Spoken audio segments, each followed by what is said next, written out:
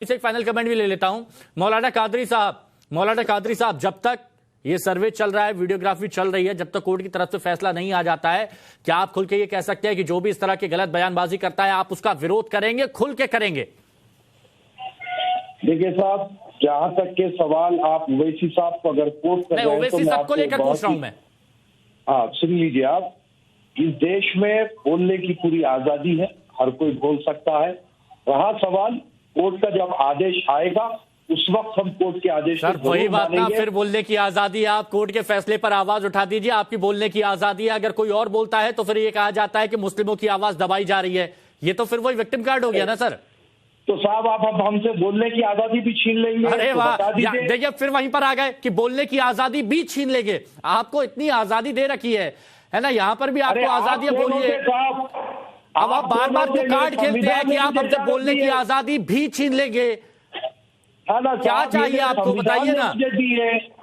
मेरे संविधान ने मुझे इजाजत दी है, आप कौन होते हैं? आपके संविधान ने आपको ये इजाजत दी है कि आप कोर्ट पर भी सवाल उठा दीजिए। अभी आप सुना, अभी साथ वाले सहयोगी बोल रहे थे। सुनिए सर, मैं एक बात बोल रहा हूँ, अगर लोअर कोर्ट से मैं सहमत नहीं हूँ तो मैं हाई कोर्ट जा सकता हूँ, हाई कोर्ट से सहमत नहीं हूँ तो सुप्रीम कोर्ट जा सकता हूँ, और फिर बाद में किसी पर भी सवाल भी उठा सकते हैं, ये भी है ना। चलिए ठीक है, और भी सहयोगी हमारे साथ। सिंह साहब फाइनल कमेंट देंगे। कुछ मेहमान हमारे साथ में मौजूद है, आपका तारुफ उनसे करा देते हैं। हमारे साथ में आरपी सिंह जी हैं, बीजेपी के प्रवक्ता हैं। विजय शंकर तिवारी जी प्रवक्ता विश्व हिंदू परिषद से हैं। मनोज यादव जी समाजवादी पार्टी से प्रवक्ता हैं। आसिफ सोहेल जी राजनीतिक विश्लेषक है, और मौलाना अली कादरी साहब इस्लामिक स्कॉलर हमारे साथ में मौजूद हैं। मौलाना अली कादरी, सबसे पहला सवाल मेरा आपसे ही होगा कि अब किस तरह का एजेंडा सामने आ गया? खुलेआम धमकियां दी जा रही हैं और कहा जा रहा है कि मक्कारी से एक मस्जिद छीन ली, अब ऐसा नहीं होने देंगे। ये किस तरह का बयान है? हाँ, और फैसला जो है टाइम्स नाउ नव भारत कर रहा है, ये बड़ी अजीब बात है। अरे सर, पूरा वीडियोग्राफी होने दीजिए, कोर्ट में सबमिट होने दीजिए, उसके बाद कोर्ट क्या अपना आदेश देता है देखेंगे। कादरी साहब, सूत्रों के हवाले से जो खबर आती है वो आपकी नजर में फैसला होती है क्या?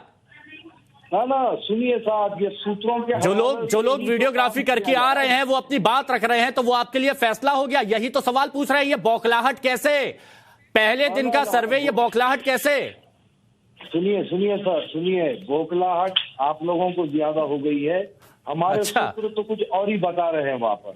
हाँ, तो देखिए, बताइए अपने सूत्र, बताइए क्या बता रहे हैं। नहीं है, सुन लीजिए आप, हम सूत्रों को जो है बताना मुनासिब नहीं समझते, क्योंकि ये मामला कोर्ट में है, तो हम सूत्र का भी इस्तेमाल नहीं करेंगे। हम कोर्ट के आदेश का इंतजार करेंगे। और रही बात ओवैसी साहब की, तो ओवैसी साहब ने जो कहा आप देखिए, और ओवैसी साहब क्या बोल रहे हैं, किस मंशे के तहत बोल रहे हैं, आप सब जानते हैं कि क्या हुआ है मुसलमानों के साथ में।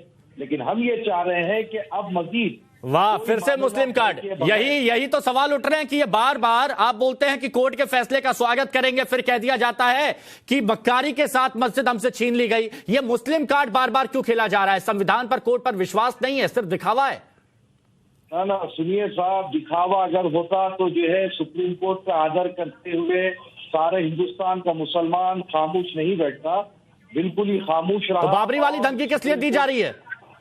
सुप्रीम कोर्ट का आदर किया, और किसी चीज पे छोटी विजय शंकर जी, ये क्यों ये बार बार धमकी दी जा रही? पहली बात तो जो है, हमारे बीजेपी के प्रवक्ता सिंह साहब से एक छोटी सी गुजारिश करूंगा कि आप हर एक के बीच में ना बोले, मेहरबानी होगी। जब आपकी टर्न है तब बोल ले आप, हम नहीं बोलेंगे आपके बीच में। और फिल वक्त आपके भाषण की जरूरत सिख बरादरी से ताल्लुक रखने वालों के लिए है, जो खालिस्तान का राग लापने लगे हैं, तो जरा पहले उधर भी जाइए, उधर भी भाषण दीजिए, उधर भी देशभक्ति को जगाइए। बहुत मुसलमान कर लिया आप लोगों ने। उधर भी ठीक है, जो सवाल पूछा उसका जवाब दीजिए कादरी साहब।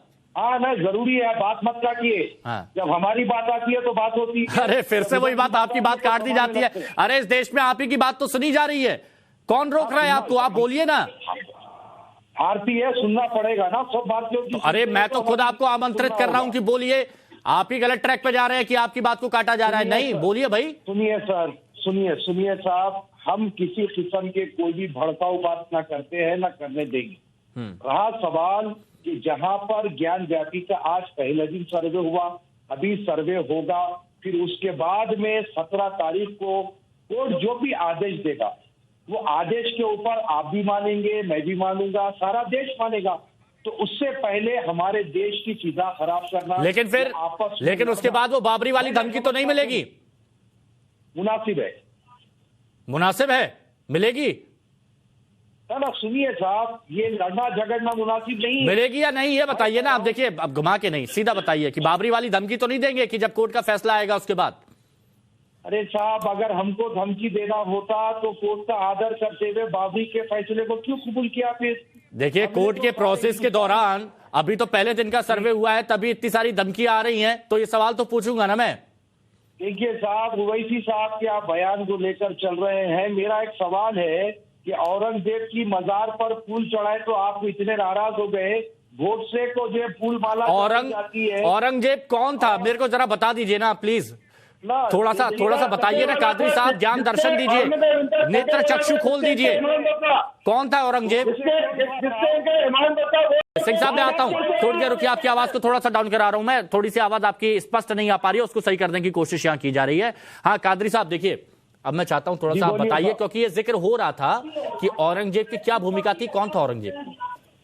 नहीं साहब, देखिए मैं औरंगजेब के पक्ष या विपक्ष में नहीं हूँ। हाँ। पहले मुझे ये बताइए कि गोडसे के पोर्ट्रेट पर फूल माला चढ़ाना जायज है क्या?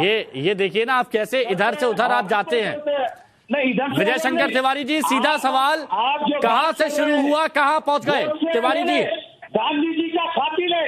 हाँ। हमारे सांसद उसको फूल माला चढ़ाते। एक मिनट और सुनिए ना, सुनिए, दिल में अगर हिंदुस्तान की बात करते तो दिल में औरंगजेब की बात नहीं करते। अब आपके अंदर औरंगजेब में बोलने सुना जाता है हमारे देश में, और ये होता भी रहा है। कादरी साहब पूरा वक्त दूंगा आपको, बोलिए। देखिए साहब, मैं एक ही बात कह रहा हूं कि ज्ञान व्यापी का मसला फिलवक्त कोर्ट में है। लोअर कोर्ट ने वीडियोग्राफी का ऑर्डर दिया है और वो ऑर्डर का हमको इंतजार करना है। ऑर्डर आने के बाद में हम जो कोर्ट के आदेश को मानेंगे। अब ये हम पर इल्जाम लगाया जा रहा है कि हम बाबरी मस्जिद के आदेश के बाद भी जो है आज ये कह रहे हैं, ऐसे नहीं है। हमने सुप्रीम कोर्ट के आर्डर का किया और ऑर्डर को माना। रहा सवाल साहब कि मुसलमानों को जो है जिस हिसाब से औरंगजेब से कभी जोड़ दिया जाता है, फला से जोड़ दिया जाता है। देखिए हम खुलेआम आपको ये बात कह रहे हैं कि 1947 से पहले की बातों को याद ना करें। 1947 से जो हमारा भारत है उसकी तरफ बात करें, जिस तरीके से गंगा जमुनी तहजीब के लिए हम काम किए वो काम तिवारी जी बोलिए, बोल सकते हैं आप। कादरी साहब मैं केवल एक प्रश्न पूछना चाह रहा हूँ। देखो इस देश में गंगा जमुनी तहजीब जैसी कोई तहजीब नहीं है। गंगा भी अपनी है और यमुना भी ऐसी है, कोई तहजीब नहीं है, इसलिए बार बार इसका नाम नहीं लेना। दूसरी बात मैं कहता हूँ, ये ज्ञान वापी किसी मस्जिद का नाम हो सकता है क्या? केवल इतना बताइए। ज्ञान हैदराबाद में लाला गुड़ा मस्जिद है, क्या होने का है? नहीं मैं ज्ञान वापी का कह रहा हूँ, मैं ज्ञान वापी कह रहा हूँ। ज्ञान वापी किसी भी आपके मजहब में किसी शब्द के साथ, किसी तर्क के साथ, किसी स्थान के साथ, किसी आपके इष्ट के साथ मिलता है क्या? किसी ने किसी मस्जिद का नाम किसी आपके उसमें महान किसी उसमें मिलता होगा, ज्ञान वापी किसके साथ जुड़ता है बताइए?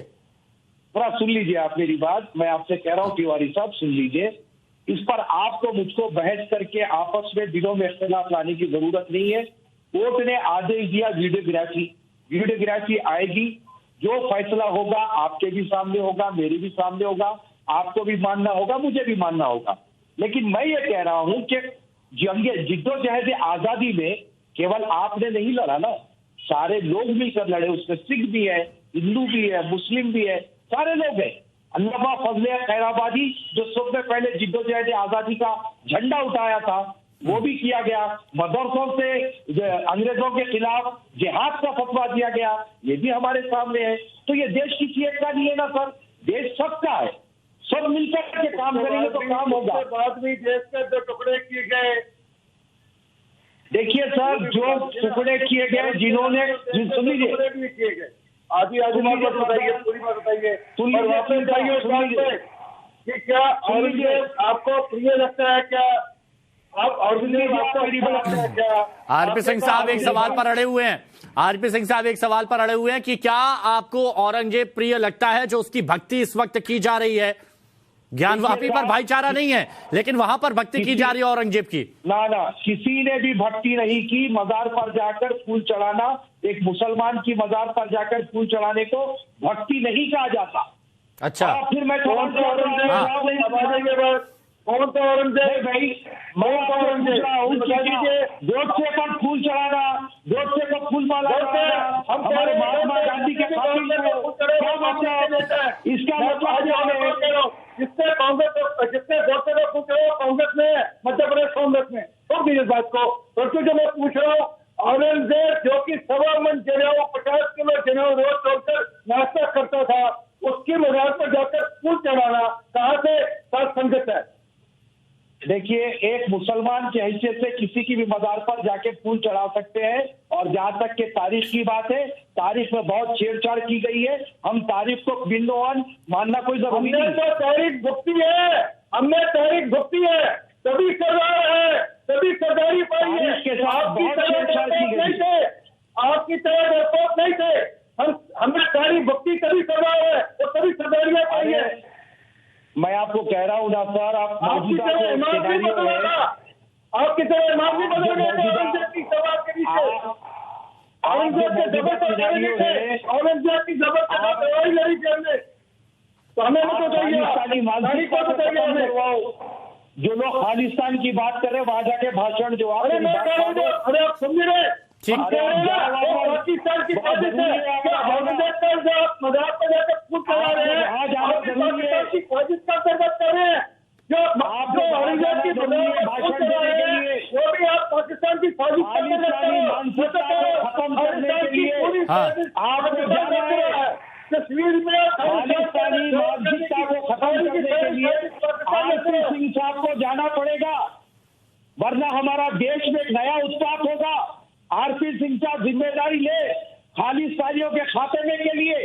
आप जाइए और जाकर के वहां के माहौल को संभालिए। आप नहीं, ठीक है, वहां का भी माहौल ठीक है, वहां का भी माहौल संभाल लिया जाएगा, लेकिन अभी वहां का माहौल संभाल लिया जाएगा, लेकिन अभी जो माहौल यहाँ पर क्रिएट किया जा रहा है, पहले उसके लिए चर्चा यहाँ पर कर ली है ना। आसिफ सोहेल साहब है हमारे साथ में। आसिफ साहब, जब ये फैसला